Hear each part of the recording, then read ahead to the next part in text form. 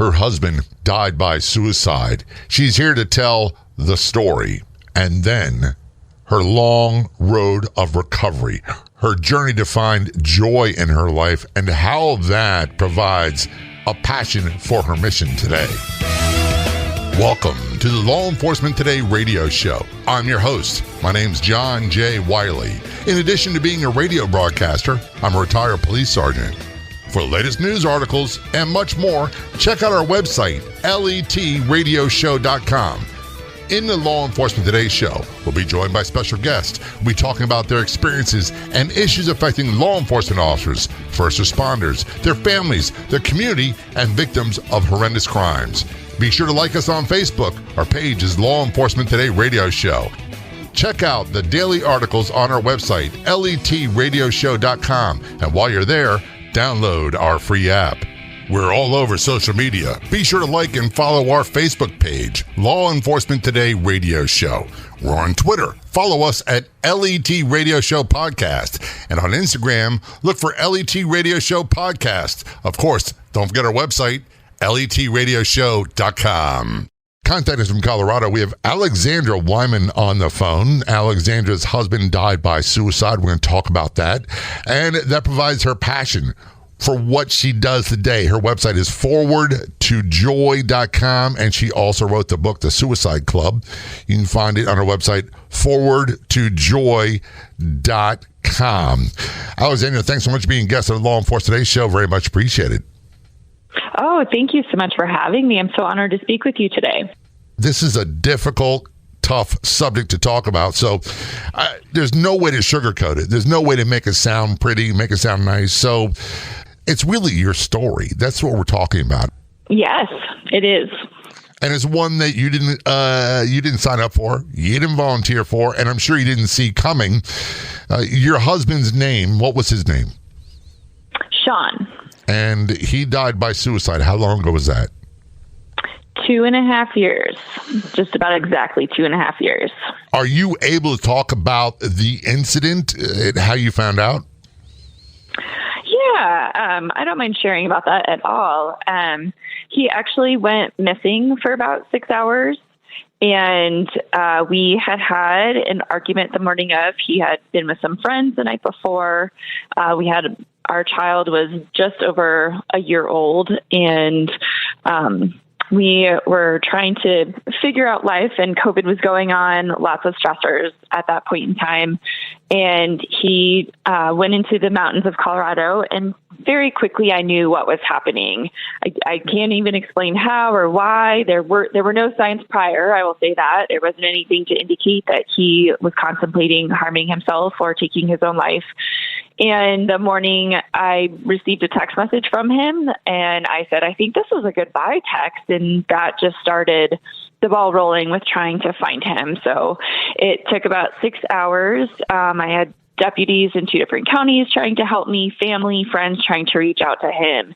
And ultimately it did end up while he was in the mountains of Colorado that he did take his life.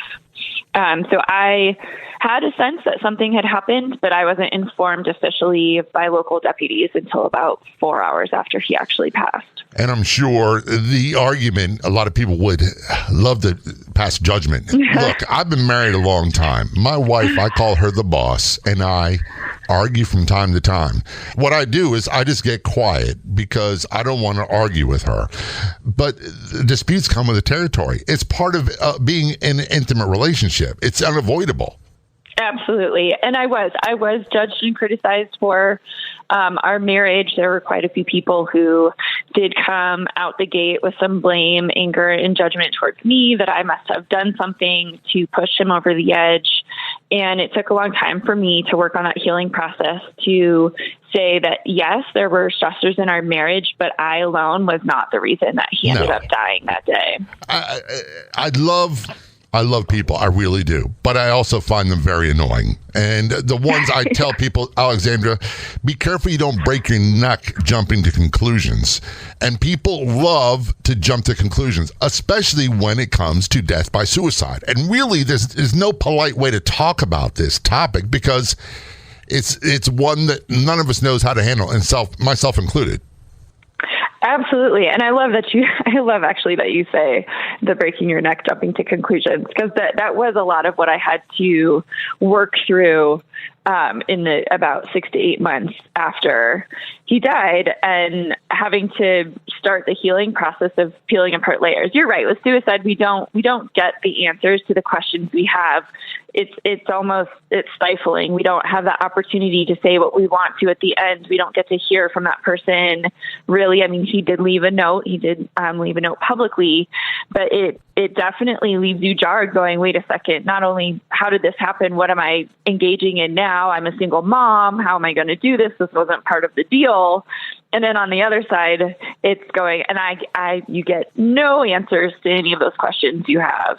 It can be very jarring and very hard to go through. I'm sure you still have some of the questions that people want answers. I want answers for you as well, but they're not answers. And the person who can tell you can't, because they're not here anymore. And I've interviewed many, many survivors of suicide.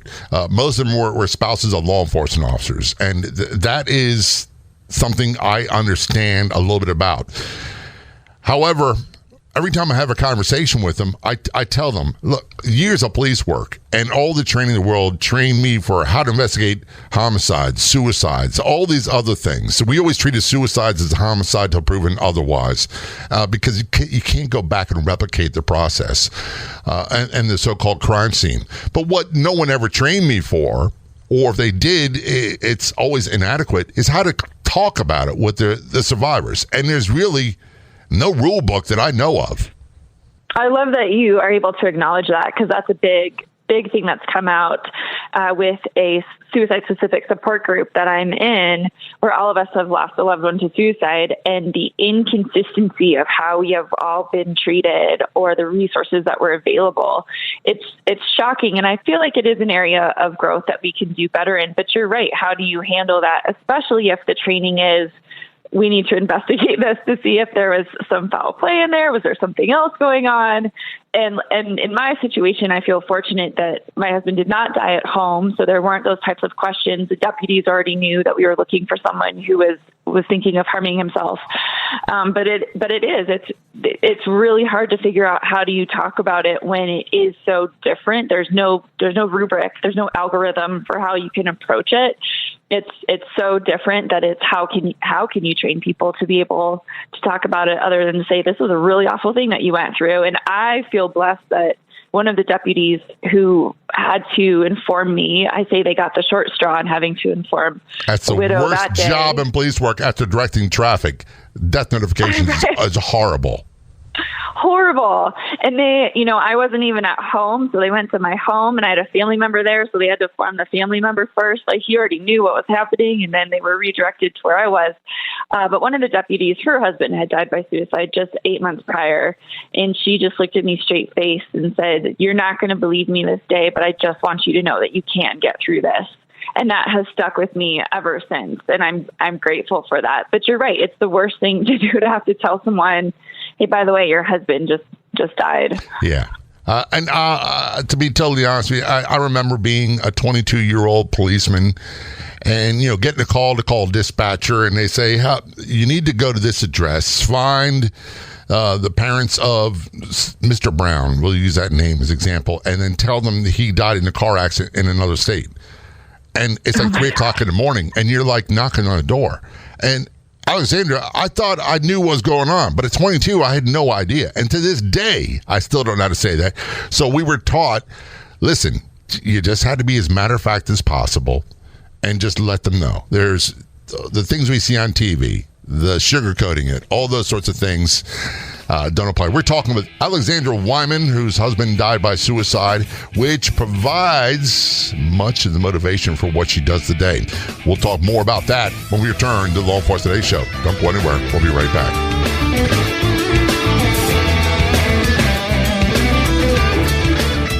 There's only one official Facebook page. What you do a search on Facebook for Law Enforcement Today radio show. Click like and follow. There you'll find updates about upcoming episodes of the radio show. You can contact me.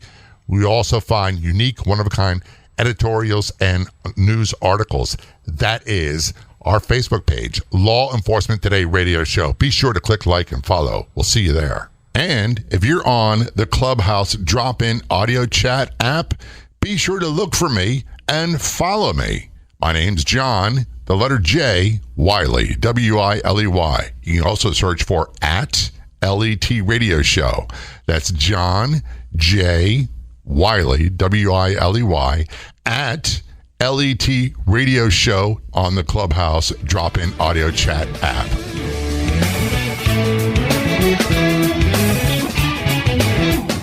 Law Enforcement Today Show returning our conversation with Alexandra Wyman, contacted us from Colorado. Her husband died by suicide. She is the author of the book, The Suicide Club. You can find it at her website, forwardtojoy.com, which we will talk about more in the future. Alexandra, I said earlier, part of me, I like to think that I'm a pretty brave guy, a pretty brave person. But when it comes to talking about death and talking about people who have lost loved ones due to their own hand or someone else's, the coward me comes out because I'm always afraid of saying the wrong thing. And here's what someone said to me that really helped. And she's someone I've known for a long time. Her husband used to work for me in the police department. Then I transferred to another district. He was killed in line of duty a couple months later. And she said, listen, if I don't feel like talking about it, I'll tell you. But the worst thing you can do is not talk to me, because the worst has already happened. You can't make it worse. Oh, 100%. And I used to tell people, just keep reaching out to me. I will get back to you at some point, and it's okay not to know what to say, but just knowing that people are there and thinking about you, at least in my situation, was crucial. And I'll say, the people that I thought that were going to have my back and be there ended up not, and the people I least expected to be a support were. And again, there's just really no predictability to any of this. But it's absolutely true to you have to start to surround yourself with a village and with people who are going to help you through it, because you certainly can't get through something like this on your own. No, and I got to say this. I don't offer my opinion very often because you didn't say about opinions, but everybody's journey is different and everybody is not the same on every day. For example, my father died of cancer, I think it was 29 years ago. I tell friends, it doesn't get easier. You just get more used to it. I just had a brother-in-law pass away from cancer, and I went to talk to my sister, one of my sisters, about it, and I didn't know what to say. I still don't know what to say, other than say, I'm here. If you want to talk, I'm here. If you want to talk about fishing, we'll talk about fishing. If you want to talk about your husband, we'll talk about your husband. But I don't think there's, I'm kind of hinting towards your book, which we'll talk about later on. I don't think there's any kind of guideline in a book saying, okay, here's how you handle these conversations. Oh, no. And in fact, I actually had people who avoided me for a while because they didn't want to share anything going on in their life, because they were getting to comparison and saying, well, nothing I'm going through is like what you're going through. And I said, well, sometimes it's nice to hear that other people are going things to take my mind off of what's in front of me. And I love that you just had that openness to say, you get to guide it. You tell me. And those are the people in my situation as well that I tended to reach out to and talk to, because they were that open to say, what do you want to talk about? I'm here. Do you want me to bring food? That was a big one for me. I said, I just need help, continuing to have meals because evenings were so difficult.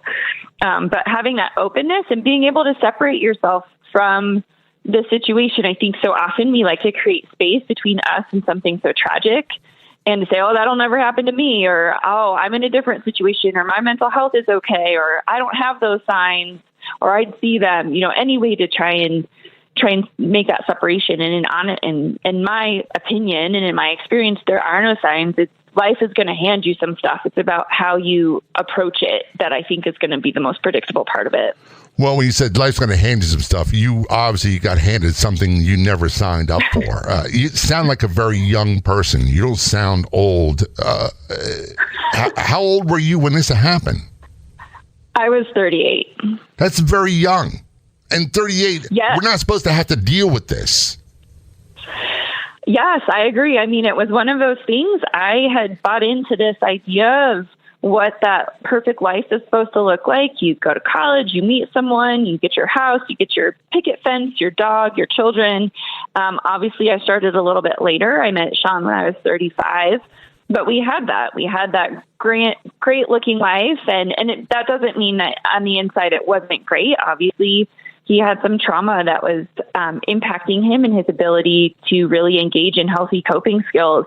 But when life handed me this, that was a big part of it, going, well, wait a second, what did I do wrong that this is what happened? And the truth is nothing. It was just that I was buying into this idea of life being linear and structured, and it's not. It's completely messy and tumultuous. But our reactions and how we heal ourselves is, again, what's going to be predictable and how we handle when we get, I like to say it was a squall or tsunami that hit me in the face that day. Yeah, well, we've had many people on the show that have lost spouses or loved ones due to homicide, acts of violence, car accidents, fires, unexpected deaths due to health situations, and a few from suicide. The big difference, and I'm asking this question, the big difference is no one seems to ask those that their spouses died by act of violence or car accident, did you have a part to play in this? It is interesting to see, and that difference, because I do say, for whatever reason, suicide is one of those types of deaths where it's almost open season on anybody close to the individual. So for in my situation, it was me. It was open season on me, my character, my parenting, my marriage, everything about me was open season. And that's part of the reason why I wanted to write a book. That's part of the reason why I wanted to start speaking out a little bit more, to say, this is no different than any other type of death. It's just that the grief is awful because no one sees it coming. And there are other types of death where you don't see it coming. But you're right. It's something about someone getting to a point that we can't go back to them and blame them, as you said earlier. We can't go and ask them or be upset at them because they're not here anymore. So we tend to try and focus our anger or frustration on the people who are here. And it's very interesting to see that I don't know if it's an anomaly with this type of death, but definitely a lot of anger and blame that comes specifically with this. You sound like you handle it, at least now, relatively calmly. I'd be a raging bull and lashing out at people. Did you find yourself doing that? I would say that I tried to handle it as well as I could, but there were definite moments, and my situation was a little complicated because there were threats of legal action against me. There were, I call them whispers about custody of our son, and that just sent me into even an increase in higher survival mode. So I did have to take some action on my own and set some really big boundaries. But I did have some tough conversations with people, and it did get ugly there for a while. But through that process, I had already initially had tools and people to help support me and guide me, whether it was lawyers, therapists, family members, other individuals who'd been through something like this. I was immediately put in touch with some other survivors to all help guide me through this, because it is awful. I don't like how I get and how I feel and how I'm negatively affected for long periods of time when I get really, really angry. I do recall going through, and it's a different scenario, I thought was the end of my world, going through divorce, and I thought to myself, God, you got it. I'm going to hand this over to attorneys and judges because I can't deal with this. I'm going to lose my mind. We're talking with Alexandra Wyman. Her husband died by suicide. Her website is forwardtojoy.com. She's author of the book, The Suicide Club. We're going to talk about her journey, her long journey of recovery and grief process after the suicide. This is the Law Enforcement Today Show. Don't go anywhere. We'll be right back.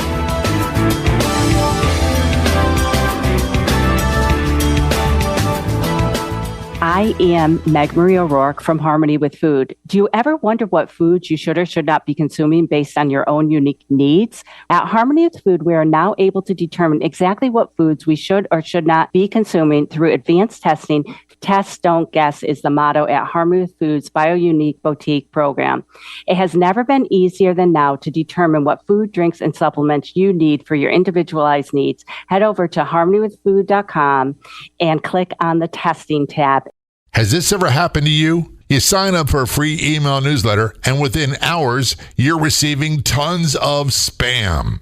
That won't happen when you subscribe for the free Law Enforcement Today radio show email newsletter. We won't spam you.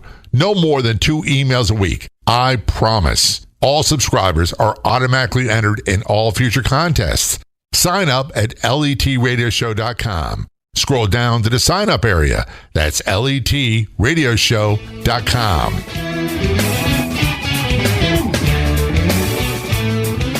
Return to conversation with Alexandra Wyman on the Law Enforcement Today show. Alexandra's husband, Sean, died by suicide when she was in her late 30s, 38, which is very, very young. And she's author of the book, The Suicide Club, and her website is forwardtojoy.com. What she's learned in the process motivates to do what she does today. And that's what we're going to talk about now.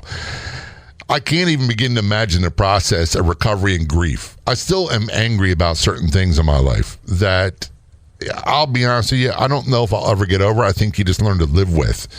And that includes, to some degree, the death of loved ones and some other personal things as well. How would you describe, before we get into your journey, how would you describe where you're at today, your life today, compared to when your husband died? Oh, that is such a good question. Completely different. I'm actually surprised sometimes at how well I'm doing given what I went through. But I have definitely gotten the grief process, as you mentioned earlier, it never ends, right? It just kind of morphs and changes. There are going to be times where I'm going to remember my husband and go, ooh, and it could be 20 years. It could be in another 2 years. It just happens. But I'll say I definitely have way more good days than the bad days, which it's flopped after in the initial trauma.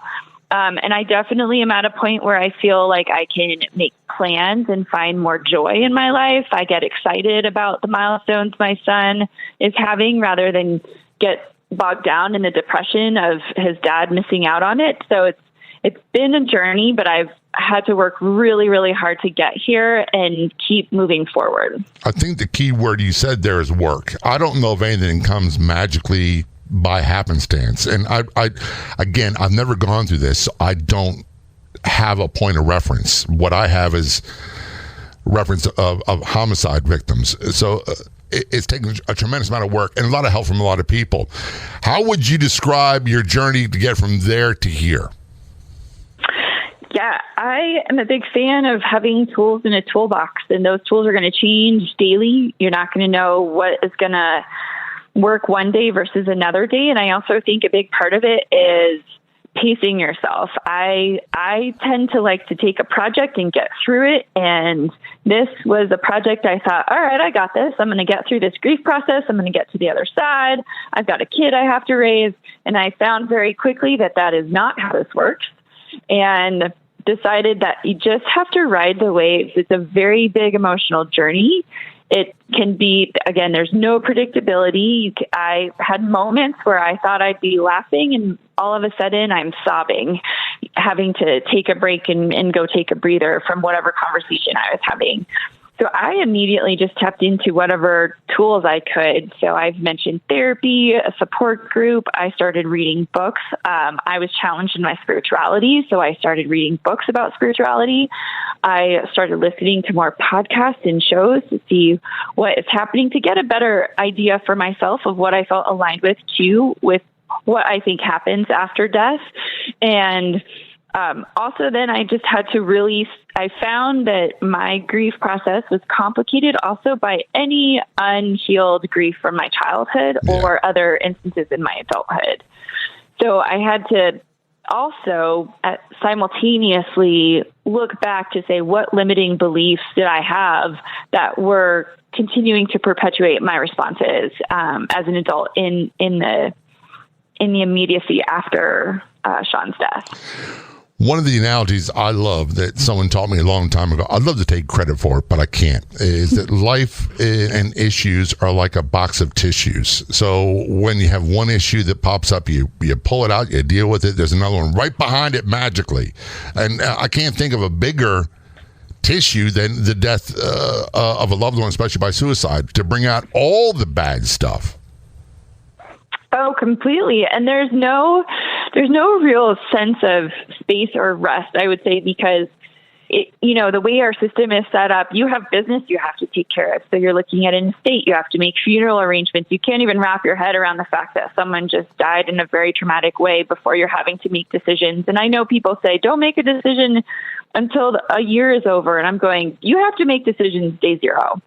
And to be able to try and balance all of that, you're right. I mean, I love that analogy because it is one thing after another. And that's where I found that when I was getting overwhelmed going, I don't know if I can handle this today, really having to get over myself essentially and get over my pride and reach out to people and say, I need your help today. One of the things you said earlier that kind of resonated with me is you would get emotional.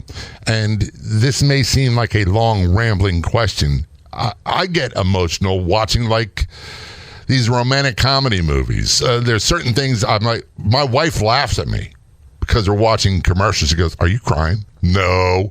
Yes, I am. And here's my biggest objection. And I want to know if you can relate to this.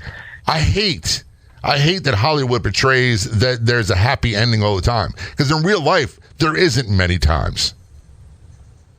No, I completely agree. And I think sometimes what happens in these movies is it creates that sense of what that successful or perfect life is supposed to look like. And so we internalize that. And then if it's not going that way, we say something must be wrong with us, not with this ideal of a life. And I agree with you with the commercials sometimes with the emotions, but it's such a journey, and to have to embrace it and allow some of those, what we call negative, I don't like calling them negative emotions, but you have to embrace them, and we tend to try and put them aside, but they're always going to stay there until we actually move through them. And a big part of the challenge has got to be for you. And I don't want to go into a lot of details about your son, but as a parent, it can really tweak on your emotions when everything's going great in your life. As a parent to a child, do you ever find yourself just like exploding or going beyond what you think is reasonable? And then you're like, okay, how do I not react that way? Oh, 100%. I have engaged in scream therapy. I would say, like, I've definitely had mom fails where I go, oh, I could have done that differently, especially when I see him mimic back to me the same behavior. And I go, well, if I'm trying to teach you how to have healthy coping skills, I need to have healthy coping skills. It can be very, very overwhelming because an element that I think isn't always understood as a single parenthood. And I know people of a variety of situations, whether they're co-parenting, where they are a single parent through divorce or even still in death, is that, yes, you have to do everything with a schedule, but there is a major financial component that's there. And to have everything be on my shoulders has been one of the hardest things to wrap my head around. And also to say, I can do this, rather than to get sucked into insecurity or imposter syndrome or comparison and feel that I can't do this. Because it just wasn't part of what I thought my life was going to look like. It wasn't part of what I call the deal. We had a deal between us and he broke it. And now I'm trying to pick up the pieces of that. But absolutely, it's, I say my son and I are a team, and not to say that I put my grief on him, but that we have to figure out how to cope together, especially when I'm being triggered or feel that I'm having a harder day, so that I'm not projecting all of that onto him. You said a really profound thing, and I'm paraphrasing. If I'm going to teach my child healthy coping skills, I have to show them myself. And one of the things that I found is I'm much better today than I was years ago when I was younger. And the old saying is, you do the best you can with what you have. And as you learn better, you do better. As you acquire better equipment, you bring that to play. The one thing I would caution people to do is and I fell to this trap hugely for a long time. The shoulda, coulda, wouldas. If I coulda, shoulda, woulda done better. I'm not Superman. I'm not God. I'm just me. We are talking with Alexandra Wyman. Her husband's died by suicide. When we return, we're going to talk about how her recovery drives her passion and motivates her to do what she does today. She's authored a book, The Suicide Club. You can get more details on our website, forwardtojoy.com. This is the Law Enforcement Today Show. We'll be right back.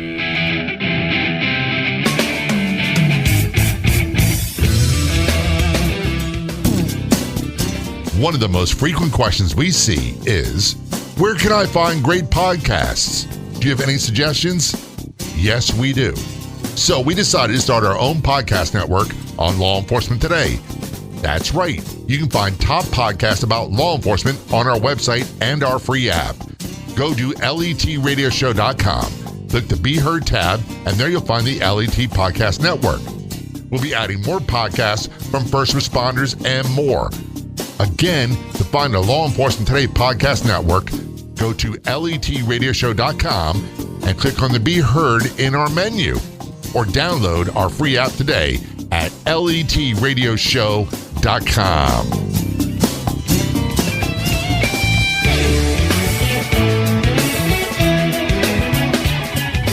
This is Law Enforcement Today Show. Returning our conversation with Alexandra Wyman. Contact us from Colorado. Her husband, Sean, died by suicide. Her website is forwardtojoy.com. Remember that, forwardtojoy.com. And her book is called The Suicide Club. You can find it. Get more details at our website, forwardtojoy.com. Alexandra, I'm so happy, and that's a bad word, for this conversation. I'm honored that you chose to spend your time telling your story on the Law Enforcement Today Show. It's very much appreciated. I can't help but think of you being 38, going through the death of a spouse by suicide, having the challenges of being a single parent, not having the deal, as you call it. That wasn't the deal. But this is where you have no choice but to, and I hate this phrase, pick yourself up by the bootstraps and keep on going. Oh, absolutely. And what I say is you have to find, for me, it was my son, but I encourage people in this type of situation, you have to find that one small thing to hold on to, so that on those days where you don't want to get out of bed, you don't want to eat, there's nothing that's going to motivate you, but to have one thing that will help you continue on a daily basis, because those who are impacted by suicide have a higher rate of dying that way. Right. And I didn't want to say that because I'm a coward. Oh. So I'm glad you brought that up. One of the things that reminds me of is my mother, who is still with us. She's in her 80s, and she tells stories about, we had 5 kids. My dad was in the Navy. I was the oldest of 5.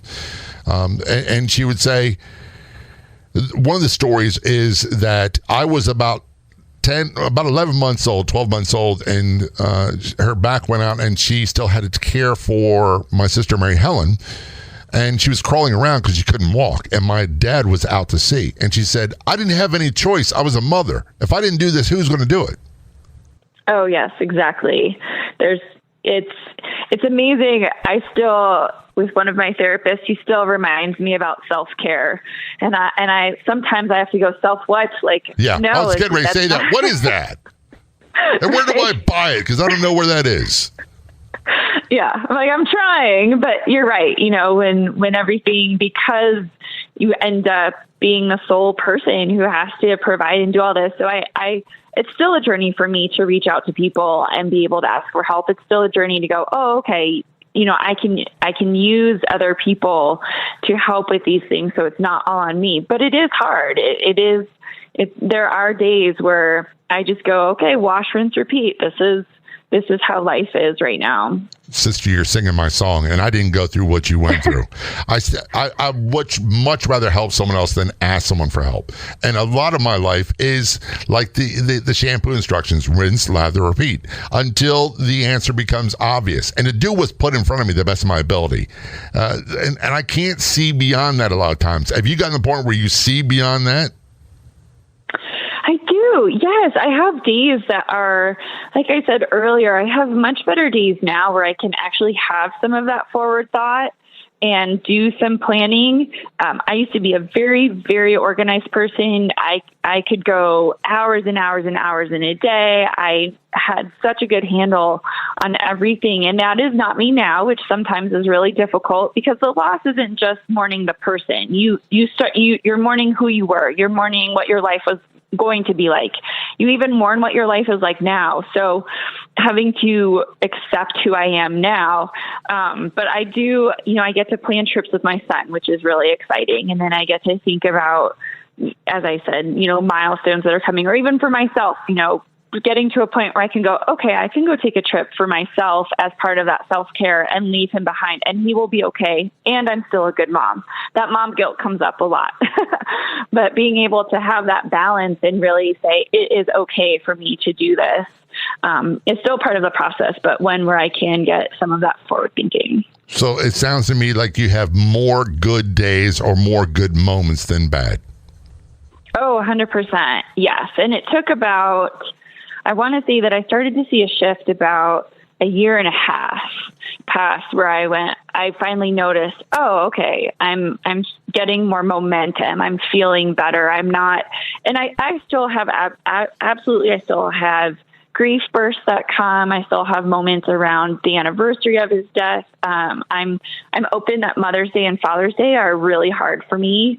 And I know how now, because I've seen that those days are hard, I know how to prepare myself and start accessing my tools prior to that. I wouldn't even begin to know how to handle situations like Mother's Day and Father's Day and Christmas. Look, there was a long time where Sundays were my worst days because I didn't see my daughters and I had a tendency to not have anything to look forward to. And my mind would always go back to unresolved issues or the things in my past that haunted me, and then fast forward to things in my future which worried me. One of the obvious questions I got to ask you is, you're still very young, and I would imagine this would create a huge obstacle to being able to have a relationship with someone else, an intimate relationship. Have you been able to cross that bridge yet or not yet? I have ventured out into the dating world. And I will say... You said the dating world. Are you kidding me? Who talks like that anymore? Makes it sound like we're 15. Oh, my goodness. I have had a few first dates. It does. I do think it takes someone who can handle and be in their own self-worth and work through their own issues, honestly, to work on their own health and their emotional intelligence, to be able to really embrace the fact that being a widow, my husband's going to be part of my story forever. Yeah. He's part of my son's story.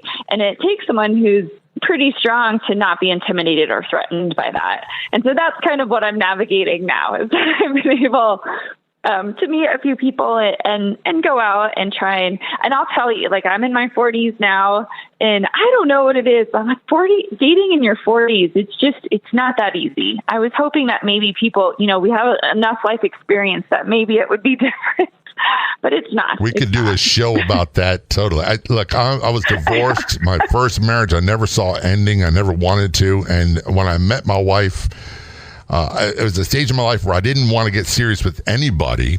And I was in my early 40s, and we've been married now almost 25 years. So go figure. Oh, well, good. That gives me a lot of hope. I'm gonna do it like Jay. I'm gonna. Yeah. What you have to do is develop I don't care, and don't argue with me, because it's not going to happen.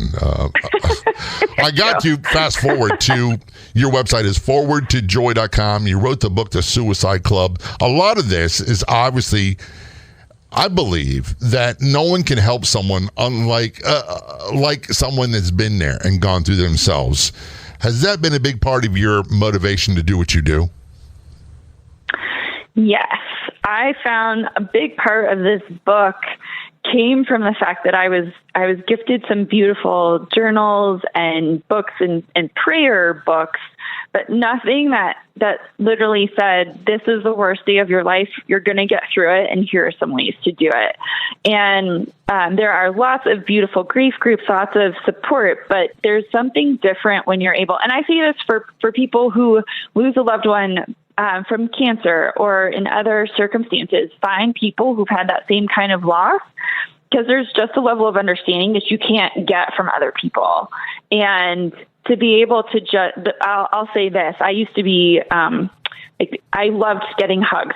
Sean and I were very big on getting hugs. And after he died, I was like, don't touch me. I don't want anyone to touch me. You sound like my wife. She doesn't want anybody touching her, including me sometimes. Yeah. Yeah. And the first person I let actually give me a hug was a woman in my suicide support group. And I knew, for whatever reason, when engaging with her, that hug was just for me. It wasn't about me comforting her. It was just for me. And we just had this nonverbal communication and understanding that came from being around someone who'd gone through the same thing. No, the name of your book is A Suicide Club, and your website is forwardtojoy.com. The joy is so important. What are some of the things that people can find there besides purchasing your book? Absolutely. I do one-on-one coaching. I do have an online masterclass that people can access to start working through the process of healing some of those core limiting beliefs we get as kids. And you can also find links to other podcast interviews to see for more tools and resources to get through this process. And that is forwardtojoy.com. Alexandra, thanks so much for being such a fascinating guest on the Law Enforcement Today show. Oh, thank you so much for this opportunity. It was a pleasure. I'd like to thank our guests so much for coming on the Law Enforcement Today radio show. The Law Enforcement Today radio show is a nationally syndicated radio show broadcast on numerous stations once a week and growing. If you enjoyed the podcast version of the show, please do me a big favor. Tell a friend. I'll be back in just a couple days with a brand new episode of the Law Enforcement Today radio show and podcast. Until then, this is John J. Wiley. See ya.